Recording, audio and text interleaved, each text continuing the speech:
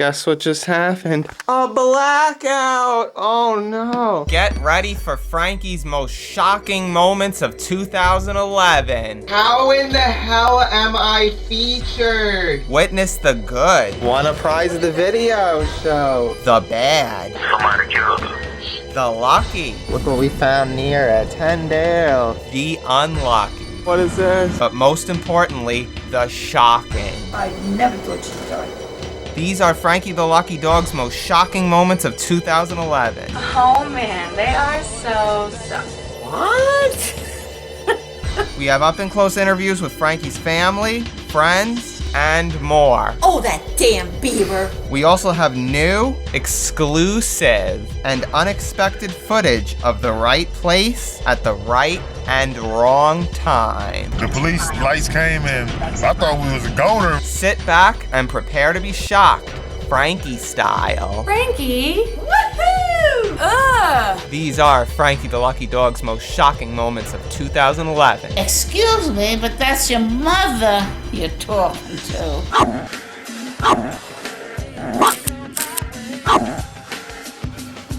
Leroy in the house. Get set. And this is my cell phone. Somebody's order from the pharmacy.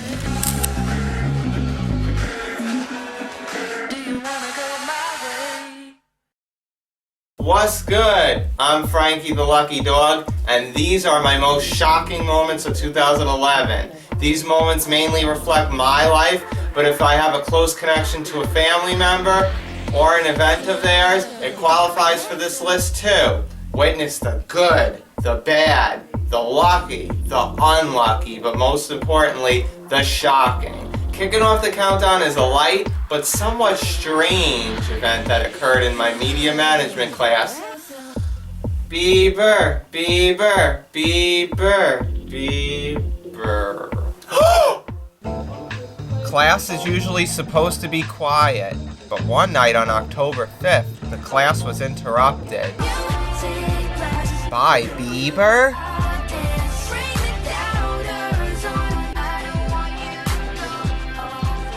On time, Frankie's media management class seemed fine and ready for presentations. However, from one of the rooms next door, music by singer Justin Bieber was playing so loud it startled those presenting. I'm in the class, wondering what the hell is going on? Bieber even got through the door. Oh, that damn beaver. It's all quiet, and then again I'm like, what the hell is going on? Bieber, Bieber. Gianna, right? You like Bieber? The class resumed fine, but Bieber wasn't the only one's music that was blasting. Gianna would have loved it. She would have ran in the room and stayed in there the whole time because she loves Justin Bieber. Since July 15, 2010, Frankie's made attempts to hang out with his childhood friend Daniel. But one attempt on August 8, 2011 got a little too personal. Frankie was just 4 days shy of leaving New York for Pennsylvania when he wanted to hang with Daniel. See, frequently I'd tell Daniel, I want to hang out, I'm leaving this week, I'm leaving. And he just doesn't get the picture. Frankie's grandma, Seal, spotted a car parked on the side of the lawn.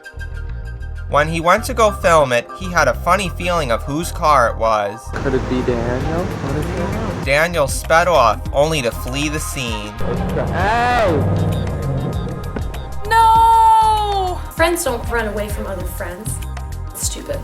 After unsuccessfully looking for him, Frankie joked around about the incident on Facebook, only to get deleted. That's bullshit. If I was Joe Snedeker and I used your car in my weather segment, would you get pissed off at me? Are you kidding me? Are you gonna delete your childhood friend? Oh my god! When Frankie goes to a Marywood event, the outcome's usually exciting. Frankie even tried getting that feeling when he tried visiting the saddest radio show ever. Oh, Frankie, don't do that. You scared me. And now, who exactly is this sad girl that you're talking about? Hi, I'm Nina B, and I DJ for Sad Girl Sundays on 91.7. Nina, also known as the sad girl. She's this girl that just has this character that I kind of was liking. and I puked up goat cheese pizza. Her music taste is like indie rock alternative. She likes bands like the Smiths.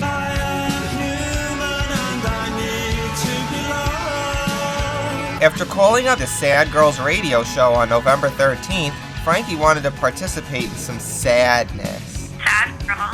Hey, this is a sad girl? Yeah. This is Frankie the unlucky dog. Hi. 1 week later, he visited her show and she was in for a surprise. Hey, Oh, Frankie, don't do that. You scared me. isn't this so sad? Stop being weird. Me weird? Oh, I don't beg your pardon. Nah. How about that one, sad girl? Take a bath. You certainly talk a lot about this sad girl. It kind of reminds me of the guy that used to eat strange things. Frankie then left in embarrassment. That was the first time, I'll admit, wasting gas. Out of everything I've drove into. Why do sad people exist in this world? Just be happy and you'll have nothing to worry about. I'm too happy to go to a show like that on a typical basis. Anyway, let's check out what's coming up next. Coming up, Arlene has just lost her boyfriend. I just lost my phone. I was talking to Artie. I don't know what the hell my phone went. And later, Frankie and Freddie run in with the law. We're taping the sunset. Next on Frankie the Lucky Dog's most shocking moments of 2011. But first, any predictions of what the most shocking moment could be? I was walking to Marywood, and I saw Frankie with none other than his boy here in person, Skies. What will it be? Stay tuned to find out.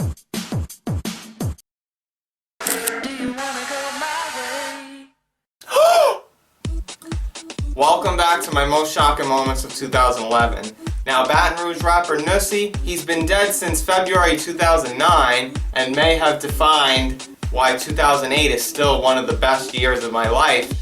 So it's kind of shocking to know that in 2011, we're still bringing up 2008, especially at an event like this. Check this out.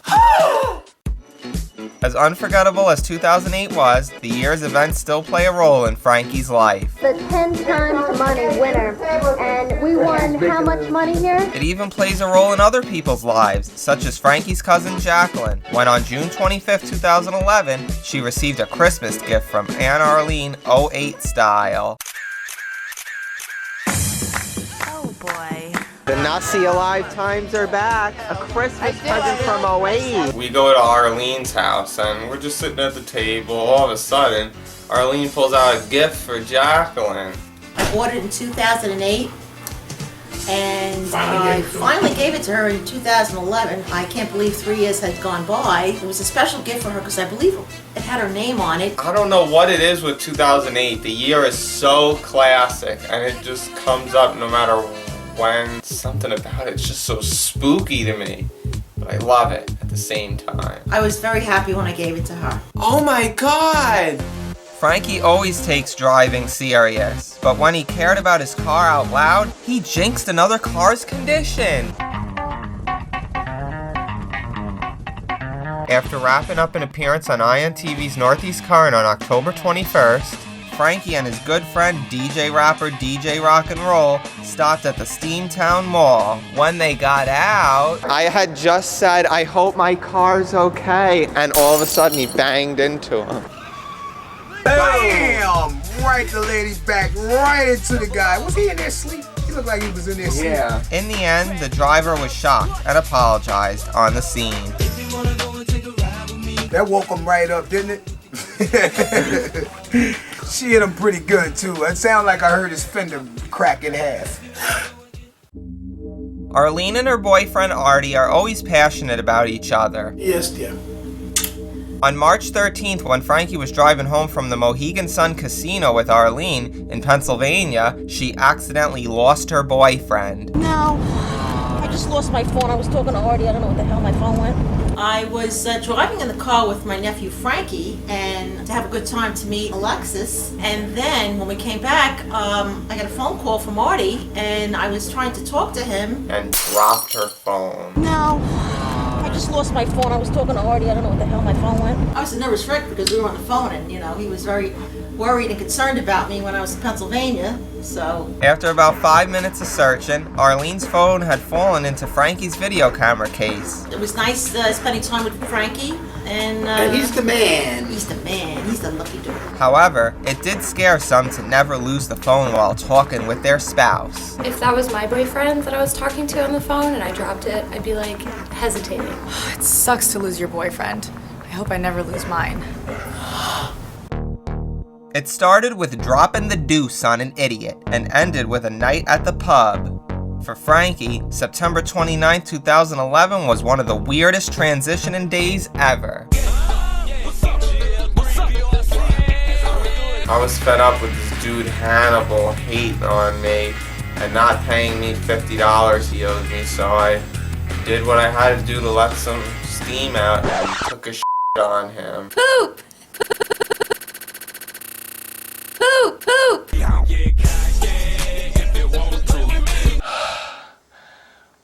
It made me feel good. Frankie texted me. He was really upset about some fallout with him and Hannibal. Give me my $50, you bitch ass. So I suggested this show my buddies were doing. Trail Gang was at the Irish Wolf Pub. She's like, you want to go? And I'm like, oh, I'll think about it, see if there's time. And then I wound up going, which I thought it was so weird. Chilling at the bar was so much fun. My homeboy Frankie was there, my boyfriend, and a couple other people. We played pool, drank some drinks, but we were still responsible. As my dad would say, I feel uncommon. The day went from, okay, I took a to, okay, now we're playing pool with Alexia at like 1 in the morning. You can't mess with Frankie. His day may start bad, but you can turn it around. It actually lightened up his mood. He had a really, really great time, and we had fun. Sassy Jello. It's called a bongo song. Long Island's party station, Party 105, was Frankie's #1 outlet for new dance music. But on October 18th, the dance party turned into a danceless disco. Frankie was browsing Party 105's play log when he noticed the amount of old music that was playing. Sitting there trying to dance like this. And then all of a sudden, something like this comes on.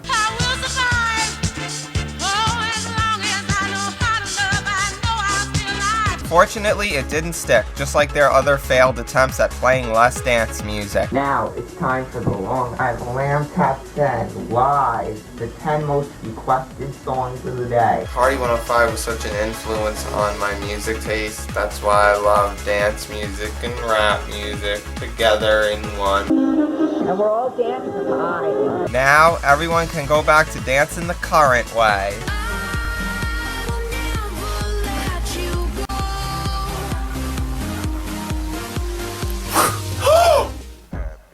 Whatever they turn into, I just know that there will never be Party 105 like WXXP days back in the early 2000s with Leo G and Billy the Kid. Those were my influences in a big way coming up with my music taste. And speaking of coming up, Frankie encounters a snake. A venomous one. Leroy in the house. Oh my god! And also, the unlucky dog for parking? Somebody put something on my car, what is this? Next on Frankie the Lucky Dog's most shocking moments of 2011. But first, here's one of Frankie's proud achievements in 2011. Frankie the Lucky Dog here, letting you know one of my most proudest achievements of 2011. I would have to go with on March 12, 2011, when I actually was on the float in the Scranton St. Patrick's Day Parade. I went from this person that didn't even drive on my own to just appearing on the parade on my mom's birthday. So hanging out with black people and being possibly on Pennsylvania TV. So much fun that day, and that is one of my proudest accomplishments in 2011.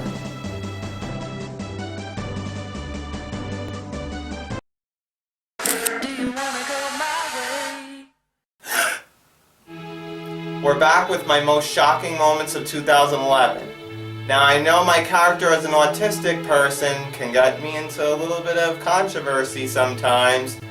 Just check out this next moment where I was just filming the sunset on one random day when all of a sudden, who pulls up? The state trooper. When it comes to capturing footage, Frankie will go anywhere. About to go to the pig's house, Lex. Highways? Not really for the law. On September 2nd, Frankie and his stepfather, Freddie, decided to capture the sunset on the Casey Highway. We had a beautiful view of the sunset. So I was like 5 minutes in, and all of a sudden, the state trooper pulled up. We're taping the sunset. And I was just like, oh no, like, we weren't meaning any harm. He told me and Frankie that we had to leave because it was an unsafe area. We were filming from the top of a highway. Even though it was for school, some felt the state trooper did Frankie and Freddie wrong by chasing them away. Are you kidding me? He pulled you over for something that you like to do? Are you kidding me? I think that's ridiculous. If you wanted to film the sunset, you go right ahead and do it. You're not driving and filming. I don't know who he thought he was. A state trooper. That's it. I thought I was just gonna trash the video clip because all it was a 7-minute clip of the sun going down, but it became the intro to the All I Know music video I did with Skies. Then again, maybe Frankie was a little ahead of his time. You know what, you should have been a WNEP. I mean, if you would have had the safety vest and you would have been fine. Frankie tries to make the best when parking at Marywood University. Right. When he got his first parking ticket on November 21st, the family was in for a shock. Somebody put something on my car, what is this? I always see people park, like, you can see the no parking, but then when they cover stuff, you don't know what's there. So I don't see what's wrong with this parking. People parking. I was blocking crosswalk. You gotta learn how to park, Frankie. You can't be getting those tickets. There was really no purpose in me going to the school that day. I just went there to work on something. Shortly after the incident, there was a lot of bitching to do. The next semester I go there, almost every day I go there and there's a car blocking the crosswalk. I'm like, are you kidding me? Like, I get a ticket, and then, okay, this one, parks like all different days, all different times, no tickets. I don't get it. Why do you love blocking this crosswalk? But the parking at Marywood may need to improve. I think the parking is pretty ridiculous. I think there's way too many students and not enough parking spots. And I also think, if you come in late and there's no spots except for a spot that you're going to get a ticket at and you have to park there, they should lower the ticket. Students are just trying to come to school. That's all. For most of the family, Frankie driving from New York to Pennsylvania for 6 hours with his grandma Seal on August 12 would be shocking. For Frankie, it was the event that occurred the second he pulled at his house that day. We took the highway home, we pulled up at our house, and all of a sudden, we just see somebody behind Judy. Judy's coming back from work, and somebody's a little intoxicated behind her. So they're smashing into, they smashed into mailboxes and stuff, but they rubbed up against a couple of branches.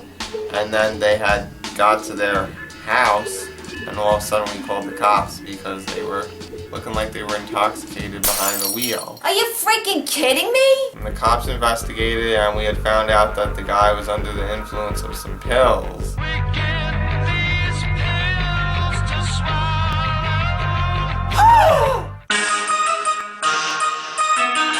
He was one of the hottest producers in Baton Rouge, Louisiana at just 20 years old. This is the hottest song out right now. But once Q-Red told Frankie to quit putting his BPMs in videos Frankie made for him on January 14th, his consistent sound was officially over. I had wrote him about, you're getting a lot of awards for 2010, and he just came at me out of nowhere with, yeah, that's my address, but quit putting all my BPMs in the things you make. I'm like, roll on the floor, why? And then he just started like screaming at me, and I'm like, am I dealing with this right now? I thought I started the year 2011 off. What's the big deal with how many beats per minute? It's not like it's your social security number or something. His BPMs may want to be private, but not his bowel management? You guessed it, posting pictures of himself dropping a deuce online. Ugh. I have no comment on that. Well, I guess the person obviously doesn't have a problem taking a right? That's even worse. I'm like, where is your dignity? And I couldn't get the thought out of my head, especially when I kept registering beats per minute off the top of my head. And I'm like, how disgusting is that? No one wants to know your private business. So. While I was having music play on my iPod, like, instead of thinking of this, like, I'd think of this instead. Since his altercation, his music faded away, but another type of music took over for me. Can I have a little dubstep?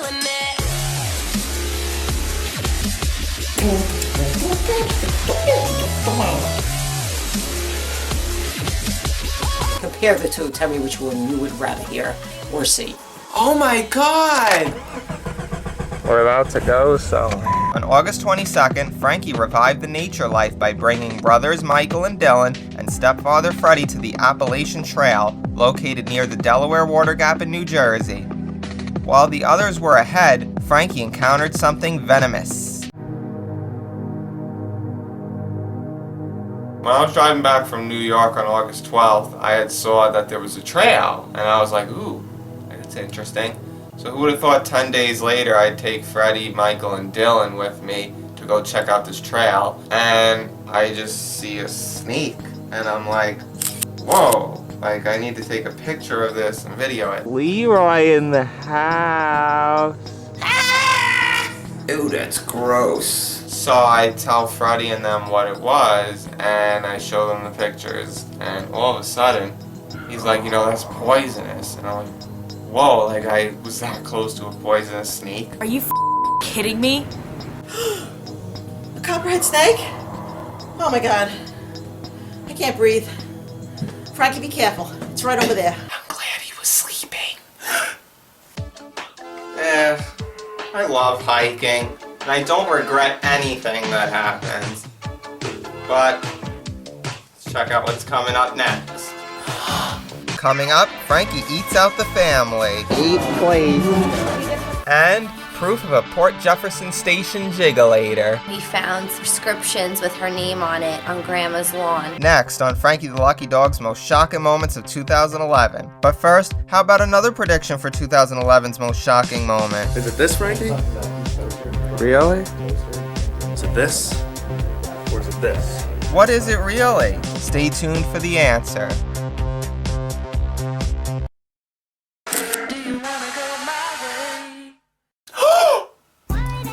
Now I know it's kind of hard to get artists to thank me out of nowhere, acknowledging me, but it took Skies to set it to a new level when he thanked me on YouTube. Sometimes receiving a thank you from someone can be plain or hard to receive, but when that person's Baton Rouge rapper Skies, well, he goes the extra mile for Frankie. What's that out there, world? Hey, look, I just got my package in from my boy Frankie the Lucky Dog. Shout out to Frankie the Lucky Dog. It's your boy Skies. I want y'all to check out something if y'all don't believe what hard work and dedication do. Peep this out. Sent to everybody their 2010 awards. Just had envelopes and envelopes. This like 3.5 foot long receipt that I got from sending everything. And I got a thank you from my boy Skies, but not just any old thank you. He went and thanked me via YouTube clip. On January 24th, Isn't he so sweet? I think it was a very wonderful moment in Frankie's life, and I actually felt I could share in that because of all the effort Frankie puts into everything and how much he loves Louisiana. He did a YouTube thank you and displayed all the awards, and I felt everything he said was from the heart and sincere. And I'm very grateful to him because Frankie deserved that. in total, Skies received a whopping 13 awards on Frankie's 3rd annual Louisiana Awards of 2010. Person of 2010. They're where them vets at, Skies. Woohoo! What? Oh my god! Since May 7, 2009, Frankie has blown most of his family away with how much he eats at buffets. I just ate a piece of gum. On his second cousin Mason's christening on June 26, 2011, Frankie ate the whole family out. After not going to Mason's christening, Frankie decided to go with his family to the Golden Buffet on Long Island. It's quite exciting. You know, Lauren's there and Arlene, you know, she's there too. So I'm eating all these meals, you know, little by little. Round 1, 2, 3, 4, 5, 6, 7, 8. Wow, that boy can eat. Course number 1. Course number 2. All the way to course number 8. I don't know how he can get up. He ate like a champ. How we stay so skinny? And he's nice and slim. We were there for 3 hours and I had a total of 8 plates. It was pretty impressive. I love buffets. And he was eating, came back again, kept eating. Wow. I don't know how he did it. I can't believe Frankie ate 8 dishes of food. He's so thin, I wish I could eat all that food and look like him. Boy, he can eat his ass off. And our next video is by Frankie Seminario. On February 25th, Frankie entered a video competition in Scranton, Pennsylvania, in his usual creative way. I made Baton Rouge rapper Crooked out of scratch-off lottery tickets. It's crooked. Even though he didn't win, it was his previous submitted video that won him a prize. On April 13th, Frankie picked up a loaf of banana bread from his friend Kevin Vogren at Marywood. When I submitted my little video project, a little collage of some of the different things I do, you know, people were digging it. Robin Thicke feature Mary J. Blige, Magic Touch, Moto Blanco Radio Edit 2008. DJ Aaron and Sample Guys Don't Feel No Shame, Work Kids, Minimal Fox, Instrumental Mix 2008/2009. Then I took it to the next level when I went to a gallery on February 25th, 2011. Even though I didn't win that, there was another one, I didn't attend it, but I had found out I won with my first video project, and I'm like, wow, I won and I wasn't even there. At the 3rd Independent Artists Collective video show, Frankie Lucky Dog won Audience Choice. They voted for the favorite video. You're lucky. I wish I could win a loaf of banana bread. The bread that I got, definitely delicious. I hope I win some other things in the future. But as always, how can you not love what Frankie brings to the table? How could you not love Frankie? Everybody does.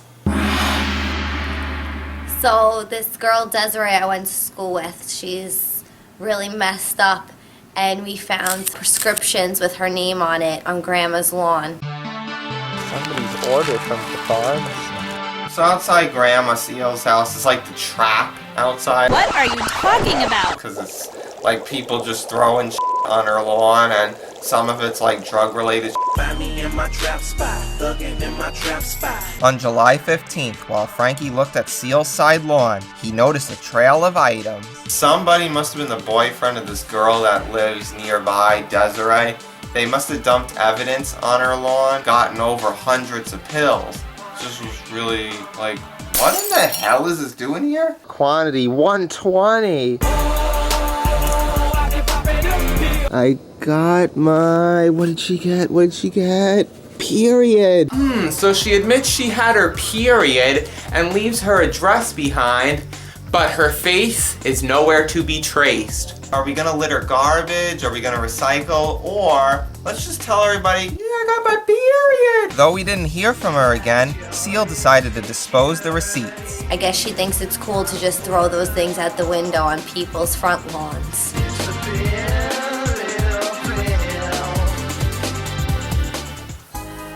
Back in March 2010, April, Frankie's Aunt Kim's niece, shocked the family world when she had a kid. On April 7, 2011, she proved that having kids isn't a one-time thing. April. Just 1 decade ago, April seemed like the female version that was always picked on. April's attacking. Oh my god. Hey.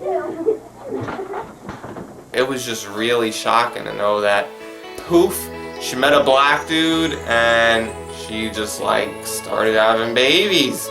Mom, are you there? April just had another baby in 2011. His name is Jermaine. He was born a day before my mom passed. Due to having no Facebook and now more of a stranger to the family, April's been privately enjoying her kids with her African-American boyfriend, as there are no pictures of the kids surfacing around. Congratulations, April. Even though you're only 18 and on your second child, let's hope the next couple of years you'll live out just having the 2 for now, get married, and settle down. You never know who's gonna lose their virginity. It's just takes the snap of a finger. Here's what's coming up. Coming up, a professional Alexia turns rude? Or does she? Oh man, they are so. Oh my god! And a reporter turned singer? Oh my god, sounds awesome. Next on Frankie the Lucky Dog's most shocking moments of 2011. But first, Frankie may be lucky, so how about an unlucky moment of 2011? Frankie the Lucky Dog here, and I'd say for one of my worst moments of 2011, definitely the motherboard blowing on my desktop computer. I have special things that I have, and then I have proof of things. I have a ton of music, all my Louisiana music files that weren't backed up, and I was like, I cannot lose this right now.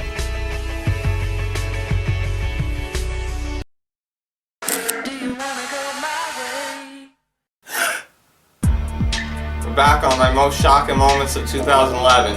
Now, Pennsylvania, it's a pretty cold state up here, but towns away, it feels like completely different states.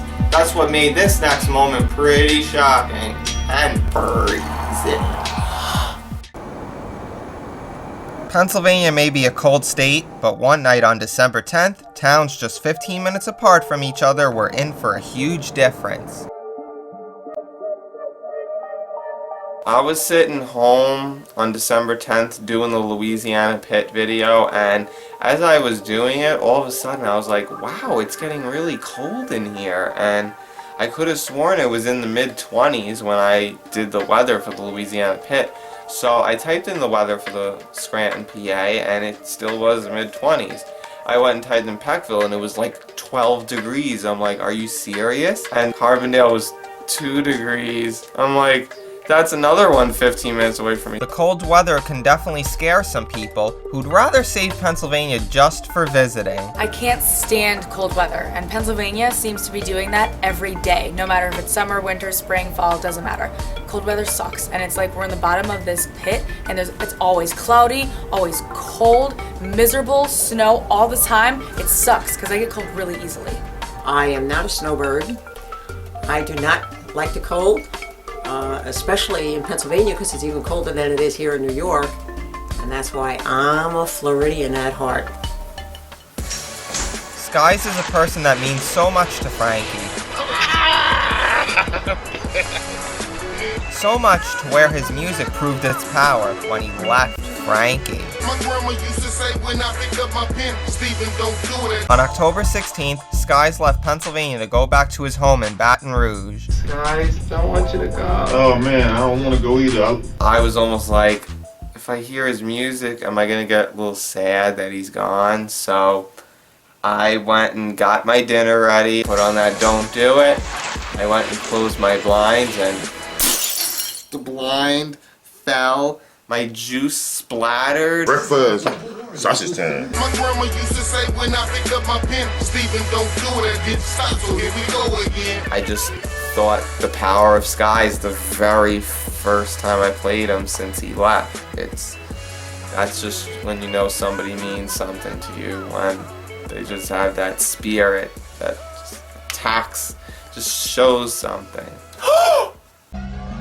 Back in his high school days, Frankie was mostly ignored and abused. Frankie now seemed legendary when on May 7th, his former acquaintance Jamie Zader added Frankie on YouTube. People conversing, they don't say a thing, my anxiety about to be bursting! So back in my high school days, people would pick on me. I remember one kid that underestimated me, Jamie Zader, back in high school. I knew him in middle school. I remember when I was getting changed, he and somebody or both threw like wet tissue paper at me. Throwing tissues at Frankie? Absolutely not. They're the fools. Now he's the legend. So then I got a YouTube request from him. Many have witnessed how Frankie was picked on over the years, so it was a blessing to know that Frankie made it, becoming legendary. And I love how like he goes on some of my YouTube videos and is like, oh my god, you're such a legend. I know Frankie went through a lot of harassment when he was in high school and people just plainly didn't understand and so forth. And now he's had a lot of accomplishments where many of the people that I think that were giving him a hard time that will probably end up the ones working for him at some point in time. To all the people that made fun of Frankie in the past, I feel really bad for you because if you've seen him now, I'm sure you'd be jealous while you're sitting home doing nothing and he's in the music biz making moves. You can't deny Frankie.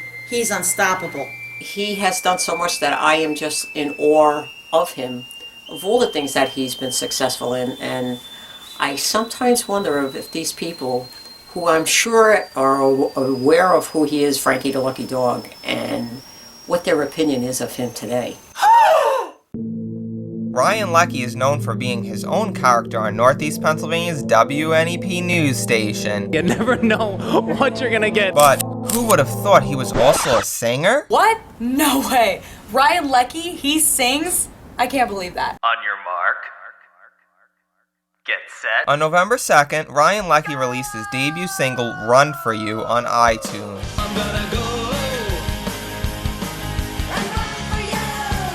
6 days later, while at a TVM meeting, student Ariel pulled his music up on the computer. I'm curious to know what Ryan Leckie would sound like singing. I mean, I'm sure he's a good singer, but I've never heard him sing before. I've always been interested in music since I was young, but as far as writing my own material and dropping my first album, it was always on my bucket list. I always thought, you know what, this is a challenge. I recently hollered at a few people to see what they thought of Ryan Leckie's music. Okay, hope y'all like my jams. Oh yeah.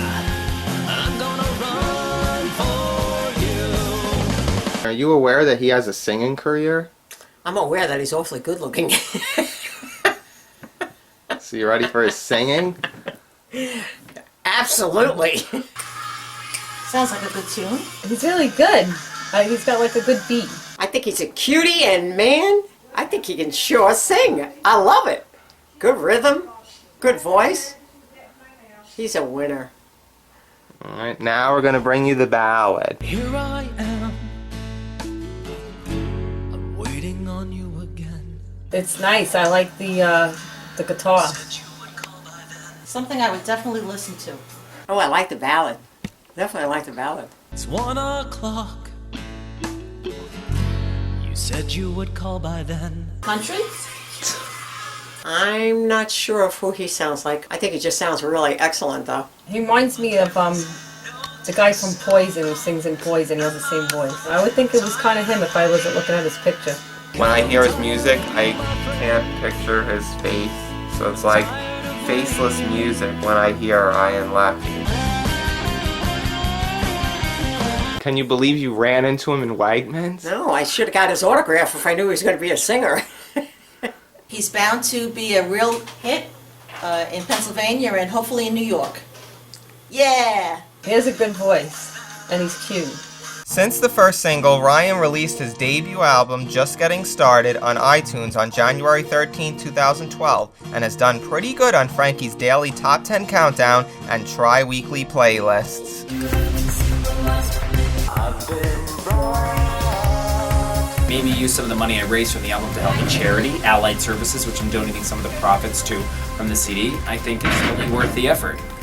Oh my god! You heard? Frankie's friend Alexia has proven to capture attention with her signature closing on her interview show, Ya Heard. Oh man, they are so good. But on one Ya Heard episode, she shocked people when she said, Oh man, they are so. What the? Hey dude, check this out. What's good? I'm Alexia. And we're Kids on Bikes! The episode premiered on YouTube on February 23rd. Alexia was putting out Ya Heard videos, and I was in tune with them every single week. I couldn't wait till the next episode. And so she goes and puts this one episode out, Kids on Bikes. That so sucks. Remember that? Oh man, they are so. Totally just kidding. That was on my episode and I was making a joke because Kids on Bikes told me to say that and everyone thought it was real and I felt so bad, but they really didn't care. You really caught me off guard, Alexia. Caught my grandma off guard too. She said they so sucked, this group, and I was like, wow, they so sucked, and I took it as she really thought they sucked. But in essence, she didn't mean that. She was only joking, but she's a sweetheart. To you, Alexia.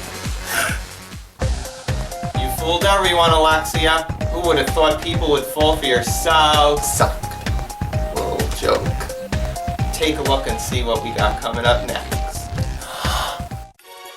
Coming up, are the cops after Frankie again? The police lights came and I thought we was a goner, man. I was like, oh. And a real record-setting phone call. 4 hours. Next on Frankie the Lucky Dog's most shocking moments of 2011.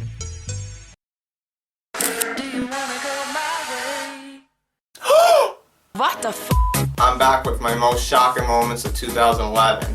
Just keeping this insanity going. Arlene is the nicest husky woman you'll ever meet. But on September 12th, she shouted, "You all are bitches!" Holy sh**, Bitch.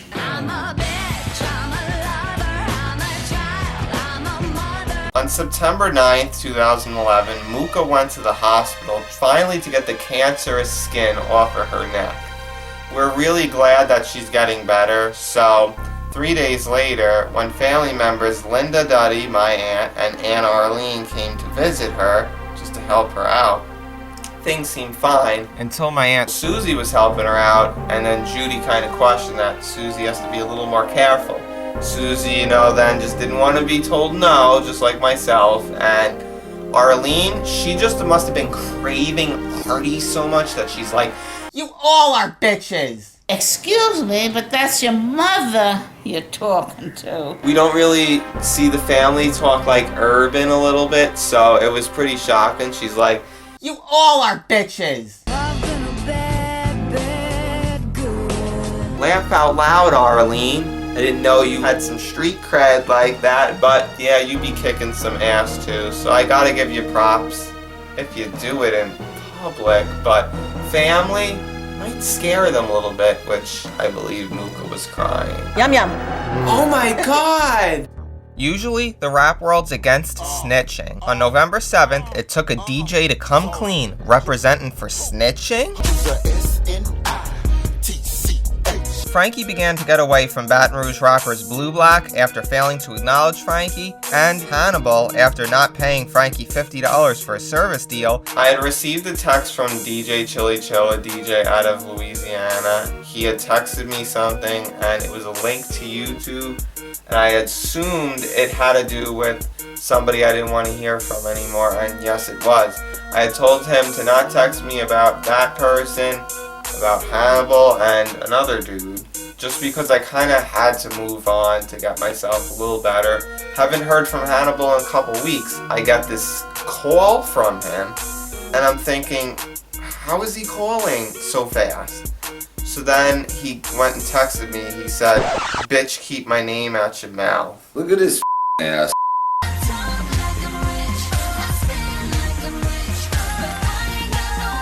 And I was just like, did Chili Chill just snitch on me? People don't really be snitching in the rap game. So I had texted him like, tell me the truth. I want to know, did you do it or not? And he said, yeah, I did.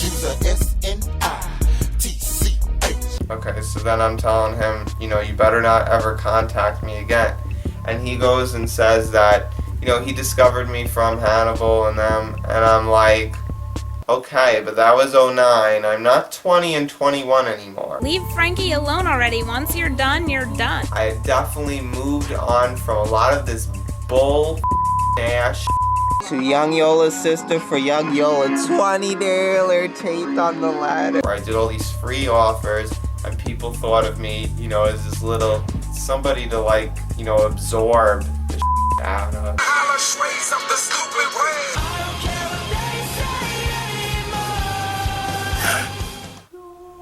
On July 28th, Frankie's mom, Helen, heard someone cry for help, I've fallen and I can't get up. discovering one of Seal's neighbors stuck on the ground.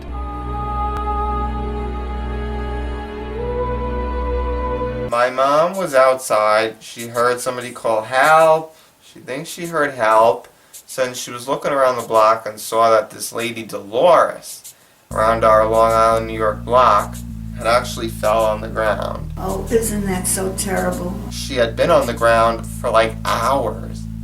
And if Mom wasn't smoking a cigarette, she could have possibly been stuck in the garage, possibly died. We had lifted her up, brought her back into her living room, and it was all great from there because she had bought us some goodies.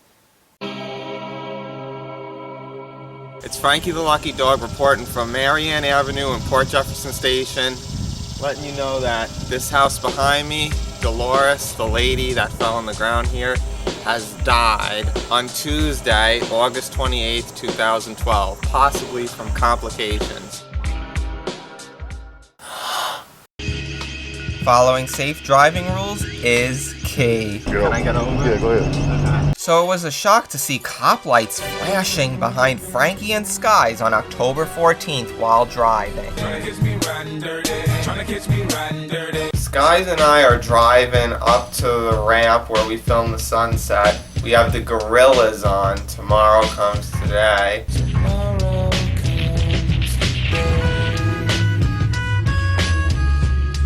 And we're going 26 and a 25. The cops are behind us flashing their sirens. I'm like, holy sh**. Oh my God. I don't even do anything wrong when I'm driving. And immediately Skies is like, you know, just pull over. So I pulled over like, okay, what is it? Just get it over with. As soon as we pulled over, we went straight. Holy sh**. The police lights came in. I thought we was a goner, man. I was like, oh, we get pulled over. So then we went safely back, so I guess that's why I am a lucky dog. On the night of March 27, 2009, Frankie set a phone call record with Baton Rouge rapper B-Raw, who turned into an enemy. Last call, 2 hours, 33 minutes, 42 seconds. After close but failed attempts at exceeding the record, it took one man to change it all on the night of December 1st, 2011. Ever since I noticed that B-Raw dude was acting shady on me, I had just begged for somebody to break the record for longest phone call. And I would just get it so close, and I thought nobody would do it. So when PIR came into the picture, some rapper out of Morganza, Louisiana that keeps supporting me, I had a feeling that he could do it, and sure as he did it, and beat B-Raw by almost double. 4 hours, 4 minutes, 47 seconds. And talking during the night, it was amazing because the whole total time we talked was over 6 hours. That phone bill must be real big. God bless PIR. There'll never be another PIR show. We've counted down the first half of Frankie the Lucky Dog's most shocking moments of 2011. Oh man, they are so Still to come, the second half. Don't you go anywhere.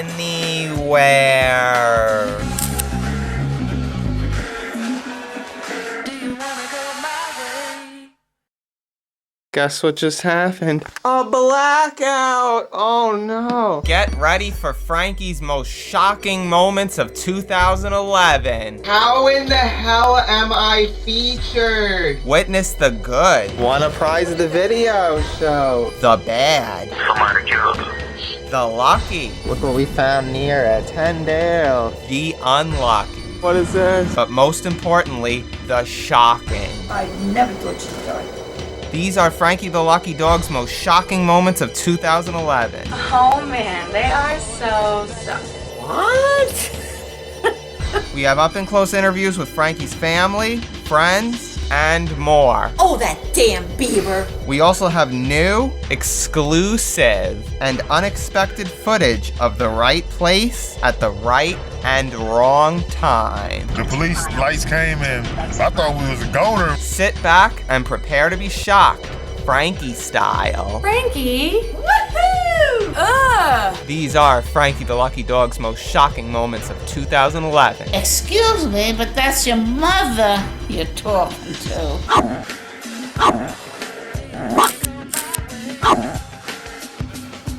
Leroy in the house.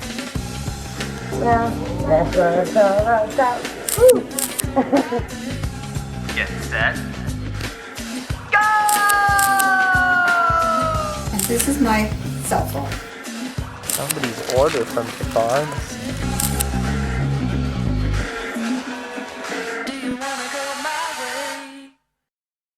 What's going on? I'm Frankie the Lucky Dog, and these are my most shocking moments of 2011. We're at the second half right now, kicking it off right here for the second half. We got a moment where I'm usually good with MoneyGram, people, you know, doing good services with me, but Linda, she, it's not really her thing, I guess. Just check out this unlucky, shocking moment. Getting a nice refund is what Frankie embraced during 2011. Look guys, $9,000! But with his Aunt Linda, her summer fund seemed interrupted. We were selling Anthony's trumpet on Craigslist and we put it up for $150. This guy emailed us and said that he wanted it, but he was going to Europe for a week and he was going to send us a $25 deposit. So a couple of days went by and we got the deposit in the mail and it wound up being 2 MoneyGrams for about a little under $2,000 that the guy sent us. So Daryl emailed him back and told him that he sent too much money. And the guy emailed back and said, oh, just put it in the bank and deposit it and just send me back the difference. Linda was issued 2 checks on June 23rd, but they were already months dated. It was a big scam. They went to the bank and the bank said it was a scam. Scammers? Oh, no. They belong in jail and they can rot there. It's not right to abuse people like they do. Scammers, no. I usually get MoneyGram from people and I can tell like what's real and what's not. Thank God they didn't cash the checks. If you skim through the whole thing, you can tell. Oh my God! So you're saying someone died and then brought themselves back to life? That's creepy.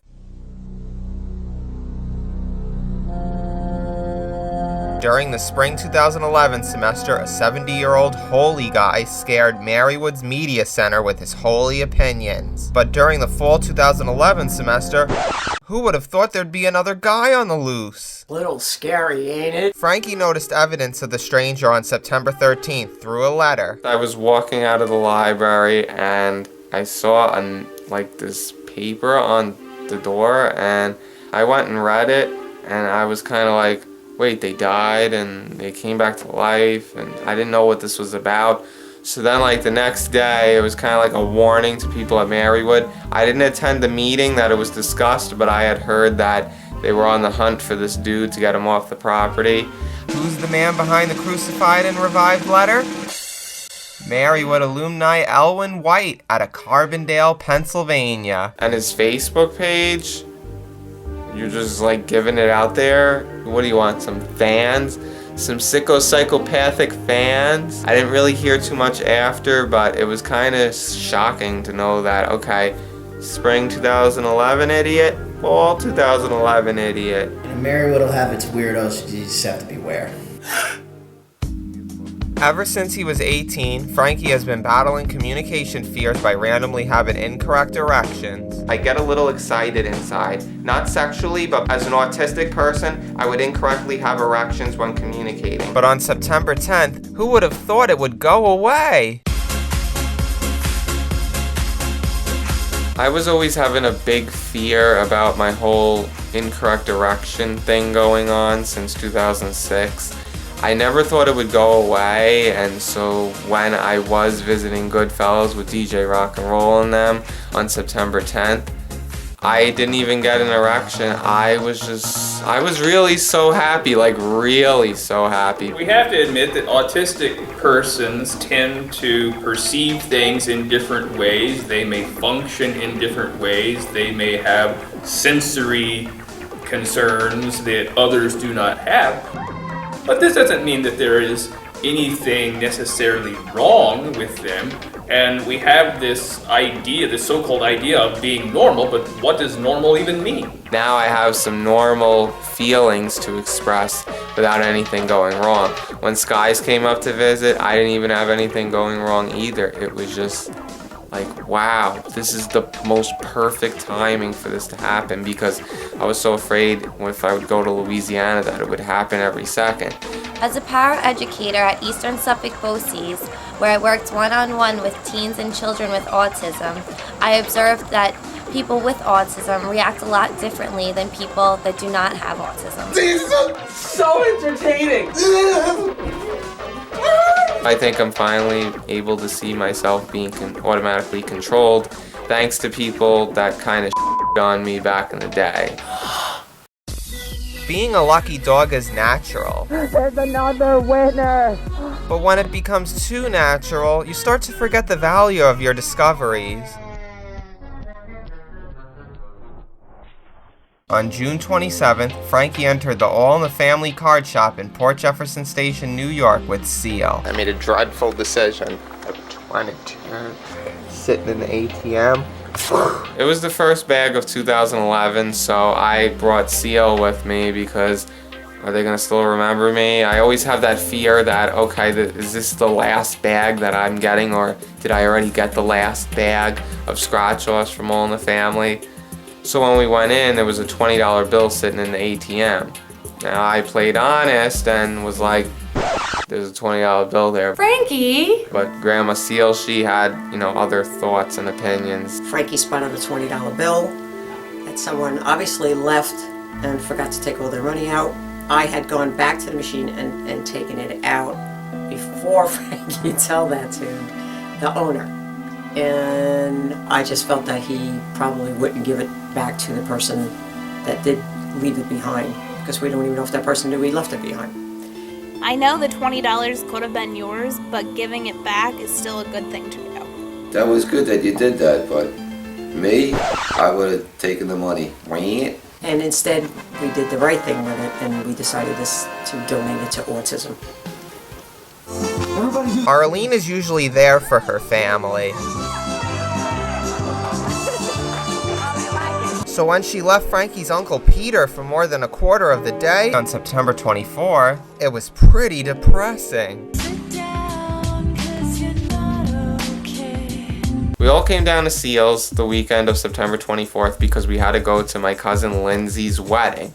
So Arlene came to visit, and she could have brought Peter, but when she left, she was with Artie somewhere. And they just kept partying, going out.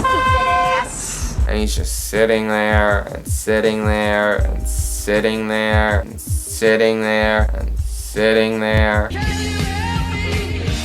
Okay, she coming. She coming.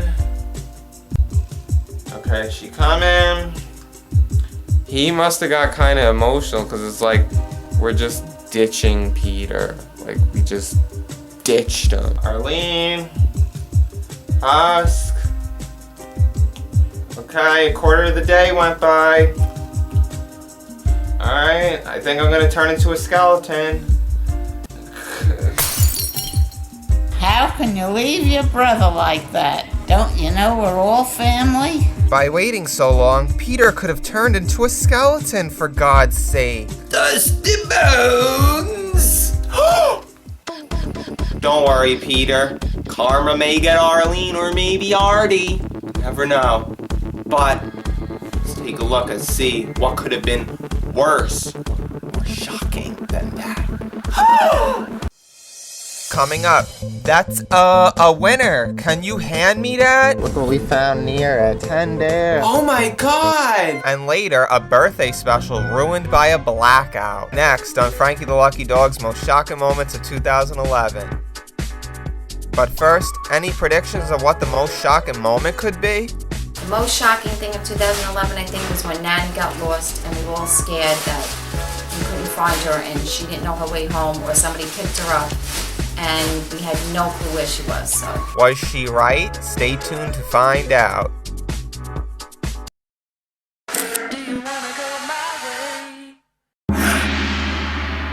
Welcome back to my most shocking moments of 2011. Now, as I stand straight, let me introduce this next moment. Here comes the Facebook bride. Throughout 2011, many different people got together for love or for business. It's your boy Skies with Frankie the Lucky Dog. But thanks to Facebook, Frankie's Aunt Lori celebrated her way. Lori met this dude Sean on Facebook, and it didn't seem much like it at first because all it was I love you too. But then all of a sudden I heard that they were going to Ohio, where Sean's from, to get married. On April 2nd, Lori Williams was now pronounced Lori Lee. To make the wedding even more shocking, Lori's mom, Muka, wasn't invited. Oh my God, Helen, are you there? She's busy with her 4 kids. Very busy. Yeah, she's alright. I felt that Muka should have been invited because she's the mom of Lori. You always gotta look for the complete opposite when it comes to either love or building that friendship. When Frankie tried to interview Lori about this event, he sadly was turned down. Blind. Only based off of his voice. Oh, what a shame. What's wrong with your Aunt Lori? Frankie has been known for finding winning scratch-offs since July 28, 2002. Out of $15 and a Take 5 ticket, we got $15 and a Take 5 ticket. On February 8, 2011, he found another simple winner, but with typical manners. From my head to my toes clean. From my head to my toes clean. I went to go MoneyGram for my Frankie the Lucky Dog necklace, and when I went, it was the first time I was sending MoneyGram. I had spotted a winning ticket. I studied it and saw that it was a winner right over by the counter at Wegmans where they do the lottery. So there was an old man there and I had said to him, "Is that your ticket?" And he looked at me like, no. So I'm like, "Can I have it?" And he's like, "Sure." So I'm like, "I got $10. Look what we found near a tender. And it was so funny and ironic because it's like, "Hey, can you give me that winner? Like, can I have that winner right there?" Yes, that one. $10? Can you give me $10? Thank you. Woo! Yes! Woohoo! That's Frankie the Lucky Dog for you. Back in 2009, Arlene had food that was old as a decade. Huh? 2003? But throughout 2011, something just couldn't get away from Marywood. Whose chips are these? It all started in November 2010, where Frankie claims he remembers listening to Mark Ronson and the Business International's The Bike song on his iPod, which he added to his playlist during that time. I actually went to New York for summer 2011 break and I came back, they were still there. These chips never went away. On December 7th, I had thought the chips were gone and I was stunned, so then I looked over, kept looking, I'm like, oh, there they are! And here they are. After over a year, they are still here. The November 2010 Marywood chips.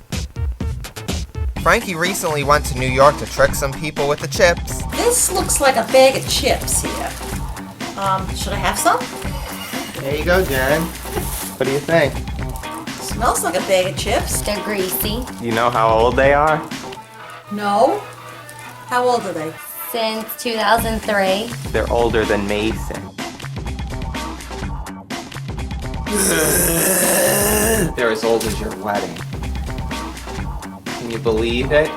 Ugh! How disgusting! Oh! Wanna eat? Not too bad. They're probably stale. They do taste a little stale. Oh my God! But that's okay, because I like to experiment with old chips, you know? Would you eat someone's Marywood chips that are at least a year old? You know, Frankie, I thought about doing that, but I thought, you know, you got to be out of your mind to do something like that. I mean, I've seen them sitting there, and I looked, and I got so hungry, and you know what? I'd rather eat dog shit at that point. Have you tried any of these? I didn't open the bag. It would take me probably a day to eat a bag of chips. Who leaves it laying around for 18 months? They're okay. You might need some Prinny water to wash. I certainly do. I'm not gonna drool like her though. Frankie put the chips back in Marywood's radio station office box in April 2012, just so they can continue rotting there. However, on May 31st, 2012, the chips were finally thrown out. The chips are not here. They're not in the garbage. Where are you, chips? When reviewing CDs, Frankie always gives constructive criticism. 5.0, we're gonna rate it 4.2. But the feedback he received on June 28th was sicker than ever. Take this cancer out me and watch over my team. I had reviewed a Louisiana rapper by the name of Big Crucial, and the CD I reviewed, it wasn't really much for me. So when I sent him the review, he's like, you know, just wanted to let you know I have cancer, and I'm like, whoa, that's like a serious response. 2009, I was diagnosed with stage 4 lymphoma, cancer. I never let it get me down or stop me on my hustle. And you're 33. Fresh out the hospital, straight to the lab dropping hits, constantly. When I heard the news, I had reviewed the next CD. I still had the same opinion, but I did hear about the cancer in one of the songs. Getting PET scan after PET scan, doing whatever I had to do, but I was still hustling and maintaining, you know what I'm saying? Never stopped. So out of the respect for having cancer and fear that he was gonna die or not survive it, I had made sure that I had got a freestyle from him, and he was the first one to ever be on my Screeching Crawfish segment on the Louisiana Pit.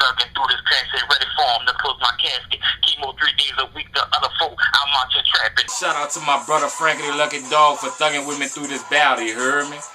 I got you, son. Oh my God! Marywood's media center is sort of equivalent to Frankie's second home. Peeking in there. And on the floor. On January 19th at exactly 4 p.m., Frankie noticed the safe zone became more endangered.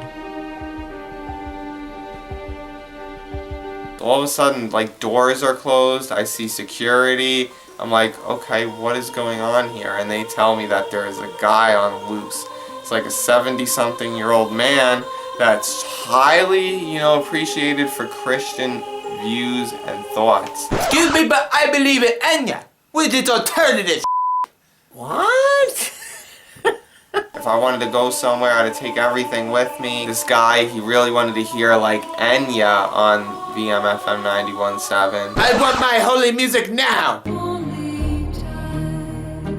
Give me my Enya.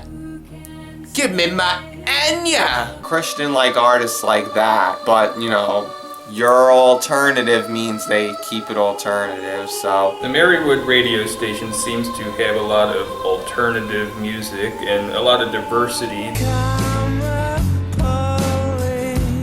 Get out of here with this Radiohead shit. There's a lot of people that can get involved and express themselves in a lot of different ways. Enough with the Cure's love song already. Luckily, the deranged 70-year-old man left about a month later. Marywood University's ban on him entering the property helped him leave. I want my Enya! pretty scary when it comes to married. I'm not supposed to be afraid. I'm supposed to enjoy myself, do all this video work and more. And while we recover from our shivery moment, let's take a look and see what's coming up. Coming up, no need for gas here. Frankie's an environmental driver. Did it. And from recording after vomiting to appearing on a song? Next on Frankie the Lucky Dog's most shocking moments of 2011. But first, here's one of Frankie's proud achievements of 2011. Frankie the Lucky Dog here once again with one of my most proud achievements of 2011. I'd have to go with on August 12th, 2011, where Grandma and I drove from New York to Pennsylvania, 6 hours in the blazing heat. I got a sunburn all on my left arm just for sitting in traffic. And I did it, chill out music, patience. That was definitely a really great day. So, definitely one of my most proudest achievements of 2011.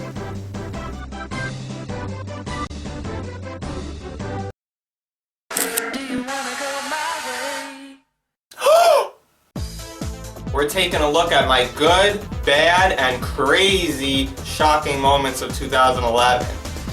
Up next, we got something that went from a crazy moment to a song feature. That's right.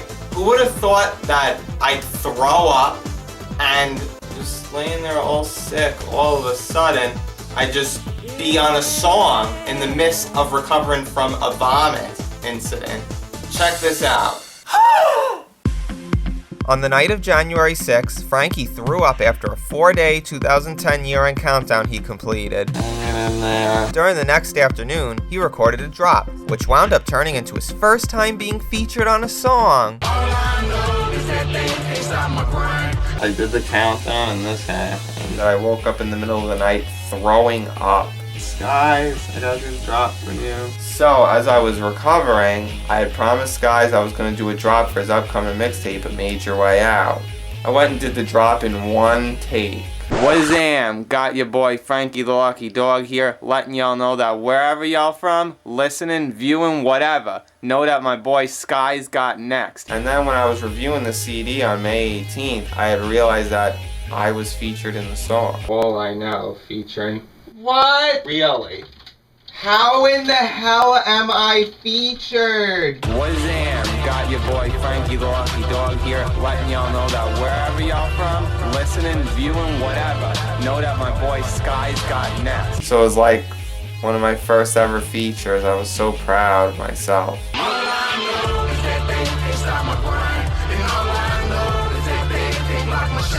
I really like that song that Skies did with Frankie. I actually thought that it might have been about Frankie or influenced about, from Frankie's life.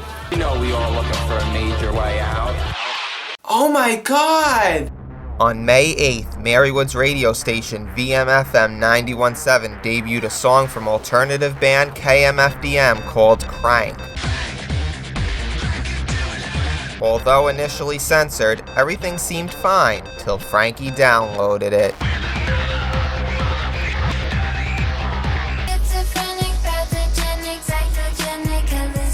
The cursing originally started on November 30th, 2010, when VMFM added ADD SUV from electronic singer Uffy featuring Pharrell Williams, and Miami to Ibiza from house music group Swedish House Mafia featuring Tiny Tempa.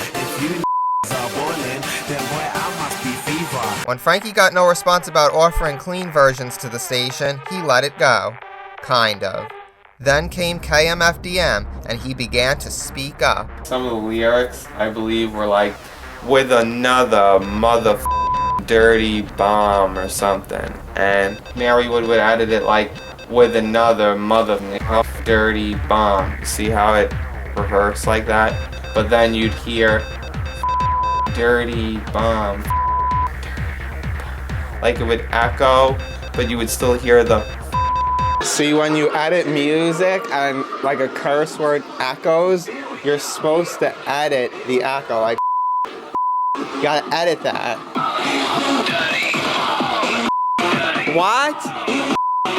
Edit the echoing. It's not hard. Me being a frequent radio editor, nearly having migraine headaches, being hungry, rushing to the station, hoping to get everything done, using almost like a third of a Saturday every Saturday just to get my music edited.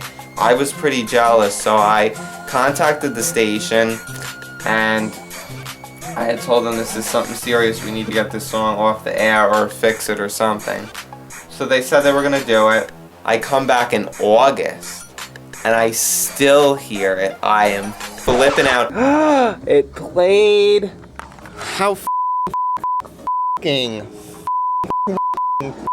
dumb is that? So I had told them and they didn't answer me. I heard it once again and I just went, okay, I'm gonna give you a descriptive email. I actually did a little dissecting and research, had found out that May 8th, 2011 was the first time they played it, and that they had stopped it at the end of August when I had told them to get rid of it. Thanks for deleting it. And in total, it said 6 times in the song, which counted the echoes. It really said it 9, but they had reversed 3 of them, leaving 6 left on the radio. So if you do your multiplication, there were like over 500 F-bombs during the summer. Over 500? Are you kidding me? Since the incident, Frankie has spoken up about being cautious when editing. Okay, here is an echo. Because this has happened before. I've seen it happen and it didn't make me feel too good that somebody didn't edit out an echo. Make sure you edit out an echoed word because it's still, you can hear it. And has become braver radio editing any kind of song. As long as I edit the cursing, that's okay. Because, you know, this show right now, you know, we're playing that. Yeah, that. It's like... Most people need gas in their car to get around nowadays. A lot going on there. So it was real shocking to know that on August 2nd, Frankie drove to a nearby park and back without putting his foot on the gas pedal. On the previous night, I had forgot to clean out my lottery ticket bag when I had found tickets at All in the Family. So I was like, let me go to Washington Park, right near my house. I had rode there with no gas. I recorded the whole thing too.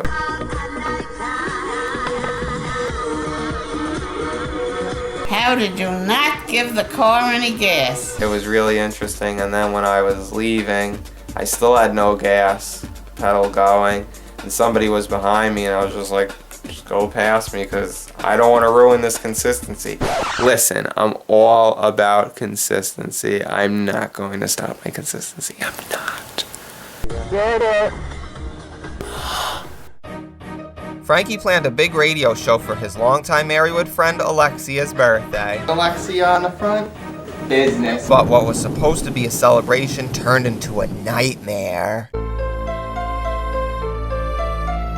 Frankie arrived all prepared, even though the weather was stormy. Look how horrible it is outside. At 5:59 p.m. on April 16th, just seconds before the show started, Marywood had a blackout. Guess what just happened? A blackout! Oh no! So I work grave shift, so I have to be in work at like 11 at night. I was driving to work and Frankie was hitting me up trying to say that he was giving me a birthday shout out over the radio, and I was like, oh, that's so sweet, I'm really sorry I can't listen to it because I'm on my way to work. And then there was a blackout at Marywood. After waiting almost an hour, an upset Frankie left to go home. However, thanks to calling up student Christian Wagner, a student sacrificed their Sunday show for Frankie to go on, and you better believe Frankie was energetic. Alexia, you have me so hyped up! He didn't get to birthday shout out, so I got to hear it the next day, so it kind of worked out.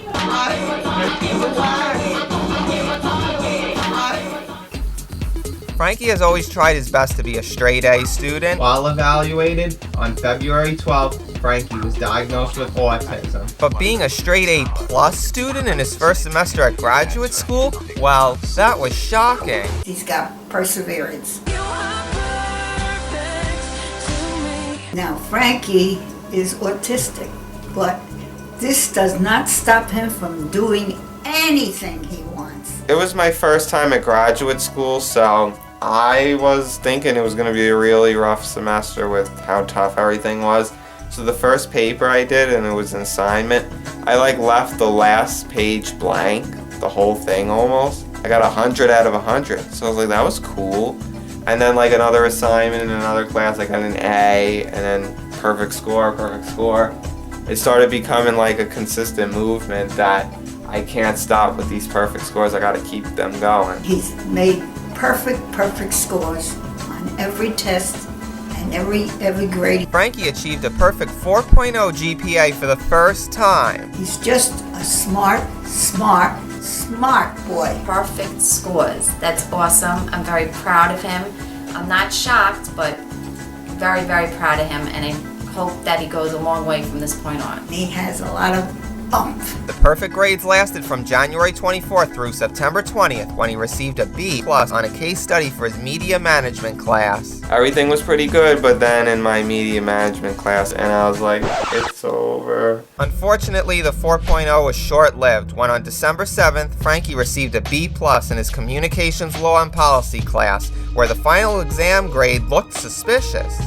With getting 5 points taken off each question, Frankie emailed his professor, Brian Petula, 3 times, never receiving an answer. I got f***ed on the final, so I don't have a 4.0 overall GPA anymore.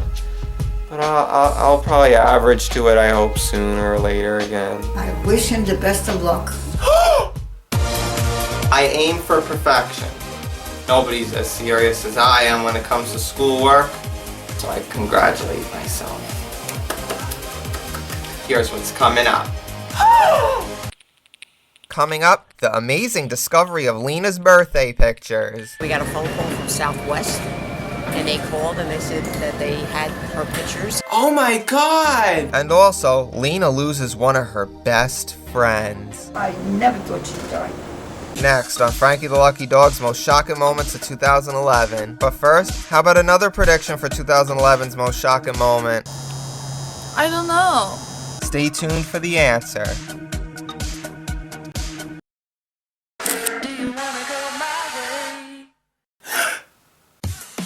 We're taking a look at my most shocking moments of 2011. Now, shock can also have another word, history. That's right. We set some history during the year. Just take a look at this next shocking moment that I definitely feel really proud of myself for having this happen, but I shouldn't really thank myself. There's plenty other family members that actually made this next moment happen. During summer 2011, Frankie was planning on finally visiting Louisiana. How do you think I'm gonna get to Baton Rouge? What do you think the steps are? But an alternative on August 2nd, thanks to Seal, came out of nowhere. In the last week of July 2011, I had visited the travel agent right by Grandma Seal's house, and I had told Mike Lombardo, and he didn't answer me, and he just didn't seem in place to go to Louisiana with me, so Grandma Seal did a little alternative and actually told my mom. New text messages, guys. Let's take a look. Talk to your mom. Skies, talk to mom. And I'm, quite happy. I want to know what went on, and, Skies had told me he was going to come see me, and then who would have known? About 2.5 months later, there Skies was.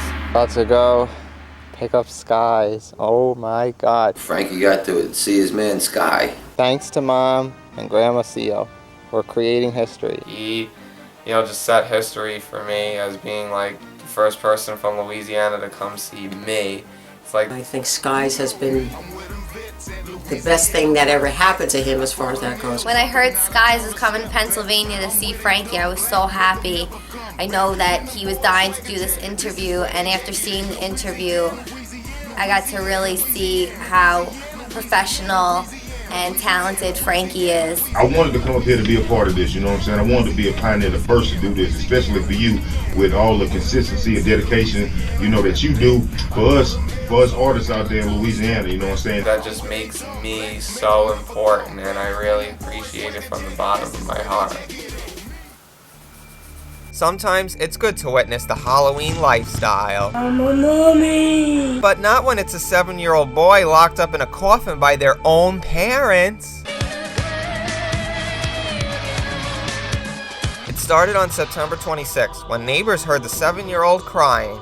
Almost 2 weeks later, the incident broke out all over the news. My mom heard on the news that somebody by my stepdad Freddie's friend Sam's house, that somebody was locked up in a coffin. Oh my God! Locked in a coffin. Absolutely not. Those parents should be locked in a coffin themselves. It was shocking to me to know that it was like nearby, somewhere that I go to. 26-year-old Lori Gardner and her spouse, 31-year-old Brian Sleboda, would put their 7-year-old son in their basement's coffin as punishment. The basement would be full of bugs. Being a mom, I can't even imagine how or why a parent would do something so cruel to a little kid that supposedly you're supposed to love and take care of, and they're supposed to trust you. Both parents were charged with endangering the welfare of the 7-year-old and unlawful restraint.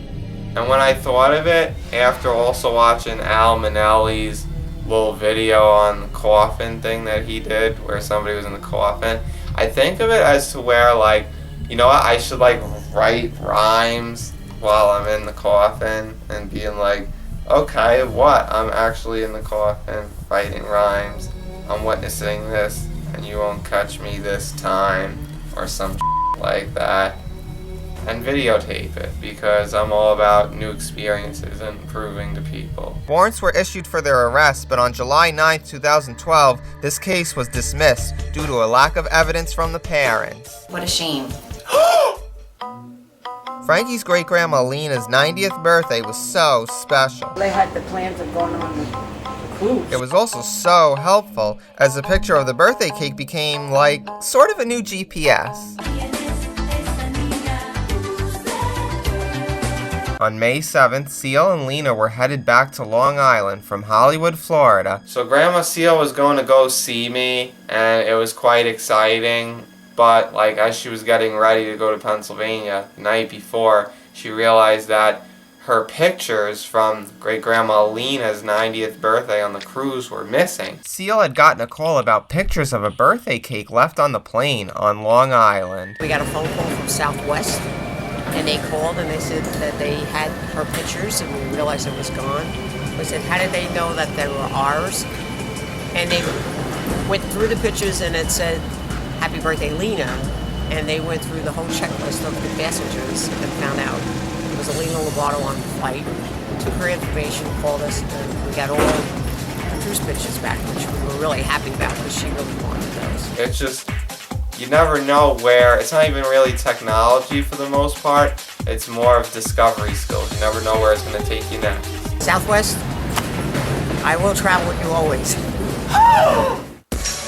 Skies had a predicted plan to release consistent music throughout 2011. I just took my time with it and put it together, you know. Until he lost his mom to cancer.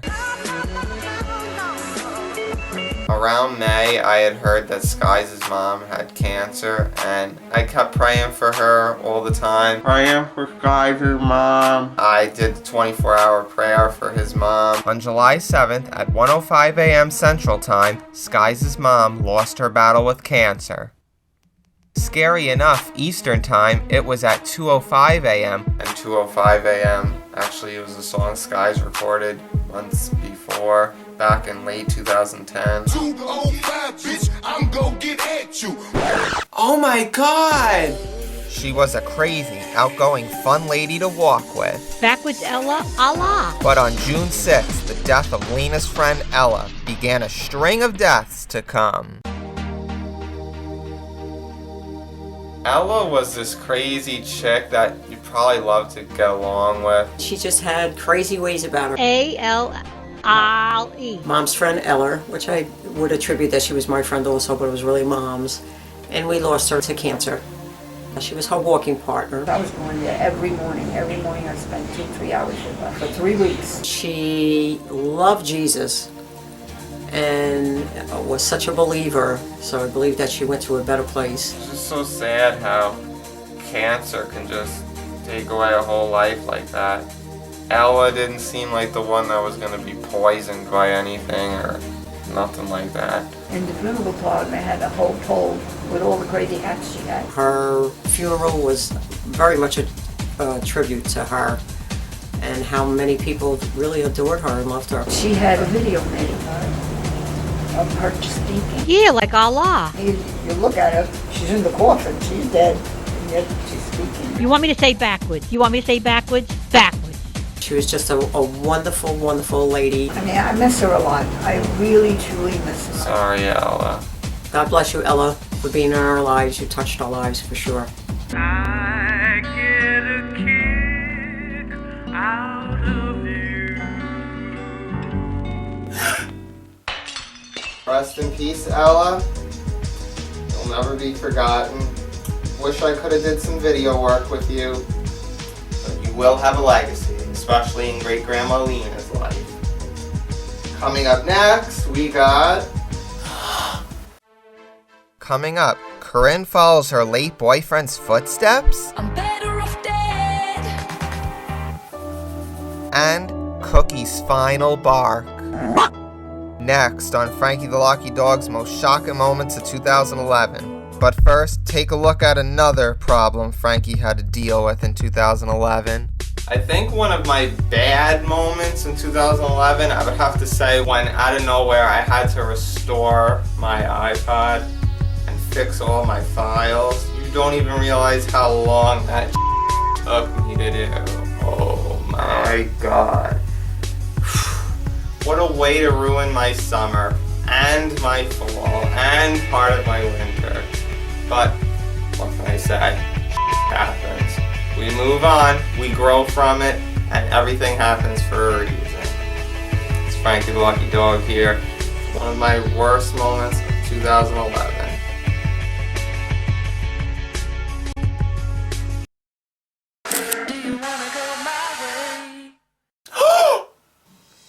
We're back on my most shocking moments of 2011. This next moment scared the out of me. It was on my mind all day, and I didn't want to come to terms whether or not it was my friend or not.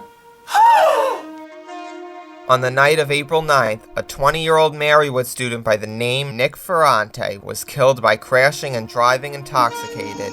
When it hit the news on April 11th, Frankie was afraid it was his friend.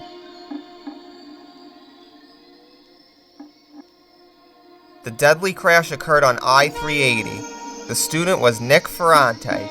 And when they said Nick, I thought I heard a S, and I thought it was my friend Nick Sekulish. And I just was like, I don't even want to hear it. I don't want to hear anything, because I must have been wrecked that whole day of April 11th that I knew that this kid had died. Then when I found out at my house who it was, I was like, wow. And they were the same age as the Nick I knew. And I didn't know who the student was, but rest in peace to them. Oh my god! She was a legendary dog with a special bark. Sadly, that bark and the dog had its day. You know, Cookie, she was the fun signature dog, the rough. Loved to be around, humping. You know, she just was a cheerful dog that went with us wherever we went in Pennsylvania.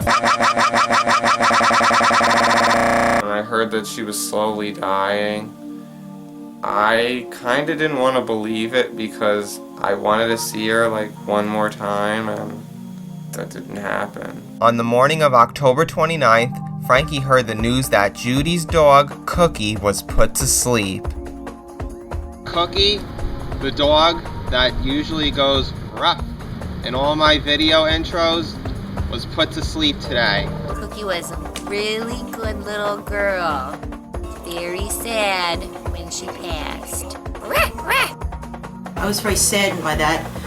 I love dogs very much, and it's very painful when a pet passes away.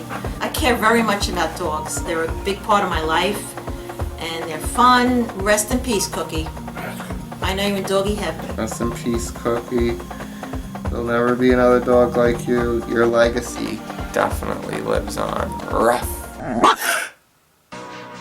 As the girlfriend of Frankie's late uncle Richard Rash Roberts, 24-year-old Corinne was previously a mother addicted to heroin. Right on in, right on out. But on a spring day on June 7, 2011, she took her addiction a little too far. Tell me, why don't you kill me? Corinne became a mother at just 14 when she had her daughter Lindsay, and a grandma shortly after she turned 34 when her daughter Lindsay had her own kid Michael on January 28, 2010. You know, Corinne, she was usually known as this like druggy girl that did her thing. Something about it just shocked us.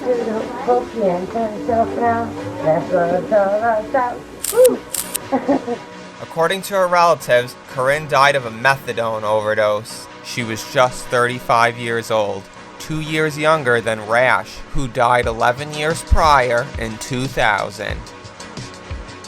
Did Corinne predict her future so fast? As on February 9, 2011, she wrote 2 statuses on her Facebook saying, "Don't know where I am going, but I sure know where I've been." And, "Is it over now? Do you know how to pick up the pieces and go home?" Wow, Corinne, born in 1976. I didn't realize you were so young. Since Corinne's death, her son Nick and Lindsay now reside in Spencer, West Virginia. As far as Corinne, well, she can finally enjoy her boyfriend all over again.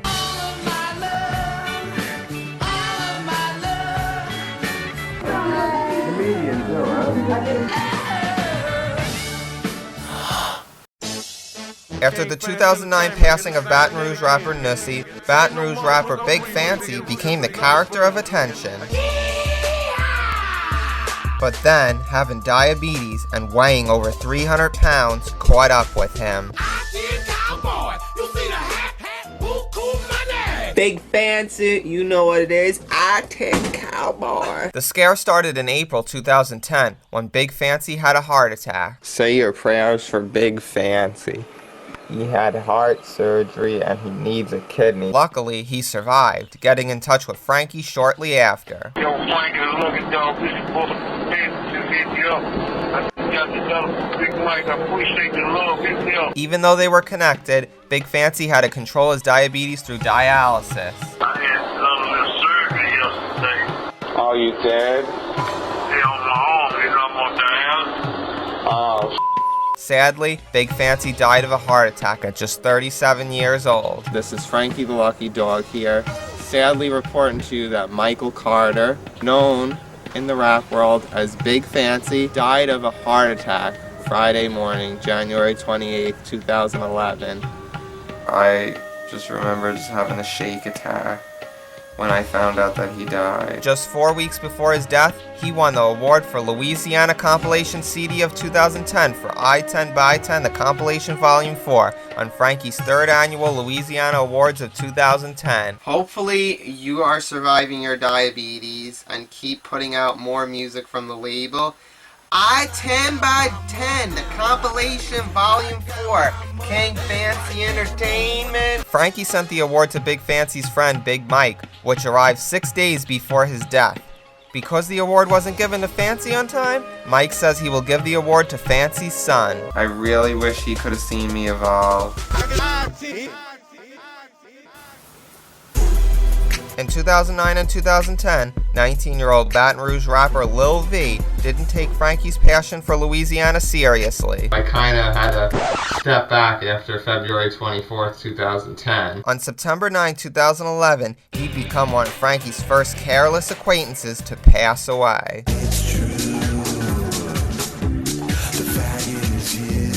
You know, I was pretty underestimated by a couple people back in the day, so I always figured, you know what, they'll just keep underestimating me, but they'll probably, you know, never die. The real ones only die. Vayon Montreal Francis, known as Lil V, was killed in a car accident on the night of Friday, September 9, 2011 at 10:30 p.m. on Interstate 10 in Baton Rouge. He died, and I was shocked, but I think there was a part of me inside that was jumping for joy. because I realized that we just lost somebody that underestimated me, did not send me one freaking song, and that said that they were too busy to text me. Francis was in the passenger seat with Channing Delcourt behind the wheel. On the way to a show in the 2004 Chevrolet Impala, Delcourt caught a flat tire. While trying to repair the tire, a 2006 Acura caused a hit and run by slamming into the rear of his car. Even though Delcourt was rushed to Our Lady of the Lake Hospital with a broken arm, Francis was pronounced dead on the scene. He lived to only see 20 and would have turned 21 on September 16th. Wow, we just lost somebody for the first time that didn't give a f*** about Frankie the Lucky Dog. It's crazy. I didn't know karma could help me. It's like the person that always picks on me or doubts me, usually they're the ones that always sticks around, unfortunately. I didn't know things could go my way. But 5 more moments to come. What will they be? Still to come, Frankie's top 5 remaining moments of 2011. Who did what? What did who? Stay tuned to find out.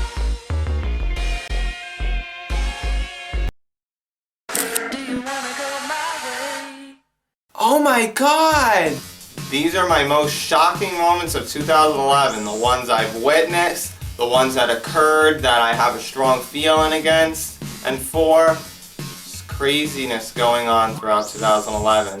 And who would have thought that we lose somebody at the age of 25 that I actually knew in the rap game? Back in 2005, as one half of the Alabama rap duo 334 Mob, sort of, but known as Stone, was a 19-year-old rapper signed with Def Jam Recordings. Sadly, he only lived to see 25. I had talked to 334 Mob back in the day, 2004 style, starting October 4th, 2004. I believe I mainly talked to the other half, Big Ken. Coming in at number 8 today is an artist I do talk to on the internet, rappers 334 Mob. I was always a big fan of theirs because they discovered me. They just had some really gutter-ass, down south, Alabama music.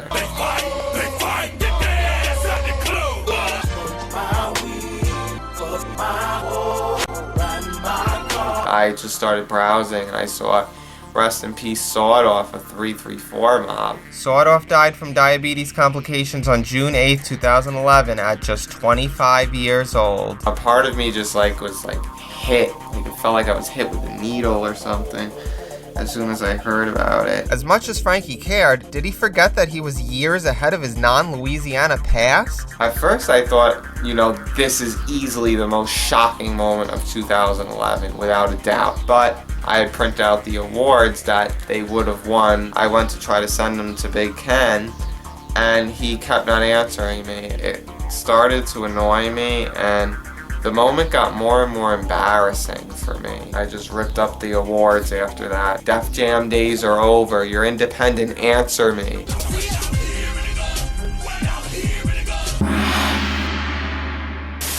I got just all the time thinking about it, to tell you the truth. The thought of dying, I don't want to leave everybody. On August 20th, Lena visited her hairstylist like she normally would. After a misunderstanding of Seal's phone number, Lena dozed off into one of her most scariest journeys yet. Hello, my name is Lena Lombardo, and this is my cell phone. The girl that helped me do my hair, she called. I didn't call. And she says, oh, she's on her way. Okay, so I'm sitting there waiting, and Celia never showed up. So now my mind is going, something happened at the house. Something's wrong. She wouldn't leave me here. I waited on the corner for a good half hour, waiting, hoping to see her car, but I never did, so I decided to walk. I was sitting on the beach in Fire Island and just hanging out, and I got the phone call from my mom that Nanny was missing in action and she was walking all around. I got a call from Grandma saying that Nanny was missing, and she didn't know if we had her or if Linda had her. So as nervous as I was, I went out and I went looking for her, and we could not find her. We got very nervous. I went back to Grandma's house, and I was so scared. I was like, oh, please, God, let her be okay. I was praying so bad that she wasn't laying on the side of the road, passed out. Deciding to walk home from getting her haircut because she thought that I didn't answer the phone, but I never got that call. I'm thinking, how in the does this happen? Always when I'm not there. We almost had like an all-out bulletin to try to find her. On the way there, going home, a young fella on a bike stops and says, "Are you all right, lady? You don't look good." I says, "No, I'm all right. I'm hot." He says, "Get on the bike." He says, "I'll take you home." I says, "No, I can't get on the bike. No way." I says, "I'll walk." He says, "All right, I'll walk with you." And he stops the car, and he's told him, about me. And the man says, "Get in." And I said, well, I was a little reluctant to getting in the car. I didn't know the boy, and I didn't know the man. But I got in. about an hour and a half later, somebody drove her home, thank God, and we found her. Thank God she was okay. And Debbie was outside waiting for me. Us great-grandmas have a lot of luck and care. When it comes to certain risks we may take. Glad Grandma Lena is still around.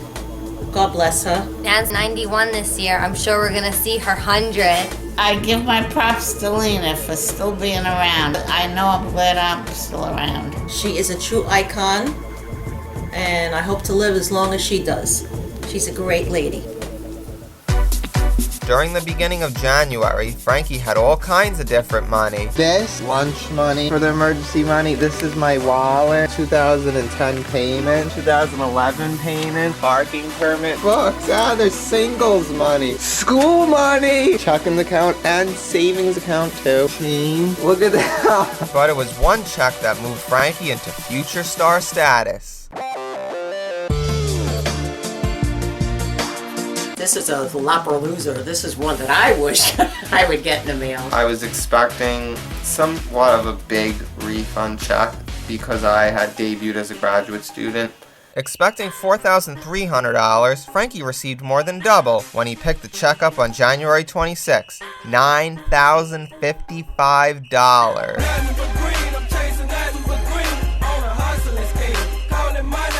I just was like, whoa, like this is a new level of heights for me. I was so excited. I was very happy for him because he could use that money well, and a lot of it going back to school and books and so forth, and he certainly deserves it for all the effort that he puts into school.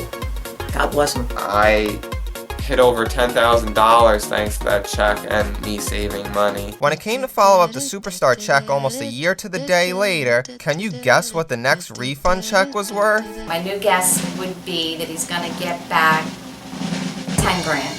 $1,200. $550. $3,000? On January 23, 2012, Frankie was issued his next refund check worth $33.50.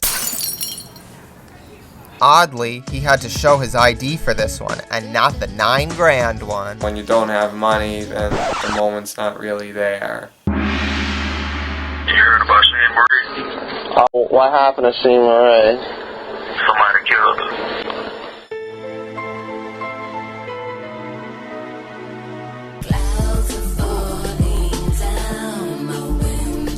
Sheen Marie was a rapper-singer from both New Orleans and Baton Rouge, Louisiana. She was a student enrolled at Southern University. On February 19th, Frankie was awakened from a nap by his former client, Hannibal. Expecting a returned call to laugh about a review, the call was much different. You heard about Shane Marie? What happened to Sheen Marie? Somebody killed her. This is Frankie the Lucky Dog here in Scranton, Pennsylvania, reporting to you that the body of Sheena Barnett was devastatingly beaten to death and burned Saturday morning, February 19, 2011, by Timothy W. Washington, 47, from Baton Rouge, Louisiana. like, I look at her and I kind of picture that I don't believe she's dead. I believe that she's just somewhere where I can't get in touch with her. I can't contact her or nothing. I always loved her character. That was one thing about her.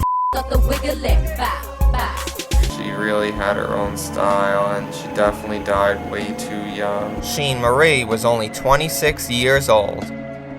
Sheen Marie dying, it could possibly be my most shocking moment of 2011. I remember saying it the whole entire year. That's gonna be the #1 moment. I know it is, because it really shouldn't have happened, and it was just like one day out of nowhere she just died and got beaten and burned to death. Rest in peace, Sheen Marie.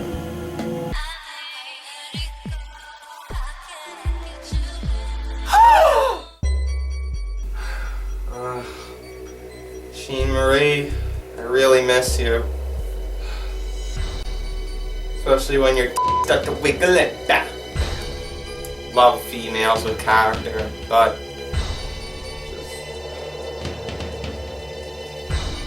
still to come.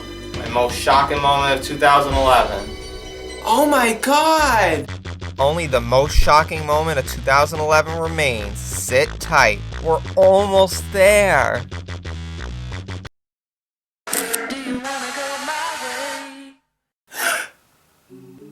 Well, this is it. My most shocking moment of 2011. Is it good? Is it bad?